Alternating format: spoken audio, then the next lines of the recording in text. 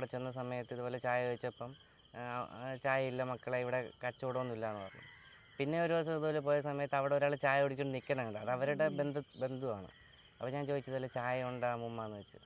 അപ്പോൾ ഉടനെ തന്നെ നീ ഇന്നലെ വന്നില്ലേ ചായ ചോദിച്ചുകൊണ്ട് ഇന്ന് എന്ന് പറഞ്ഞിട്ട് അവർക്ക് എടുത്തു വെച്ചിരുന്ന ചായ എനിക്ക് എടുത്ത് തന്നു. അവർ അത്രയും ബുദ്ധിമുട്ടിലാണ് കഴിയണത്. മക്കളാണെങ്കിലും ക്യാൻസർ പേഷ്യൻ്റ് അങ്ങനെയൊക്കെ ഒരുപാട് ദുരിതത്തിലാണ്.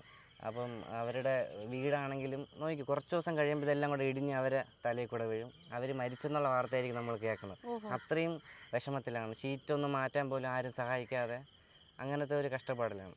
ആദ്യമായിട്ടാണ്. അപ്പം ഞാനിതുപോലെ അമ്മ വിളിച്ചുകൊണ്ട് ഒരു സർപ്രൈസ് പോലെ സ്റ്റാർബക്സിൽ കൊണ്ടുപോയി ചായ കുടിക്കാൻ.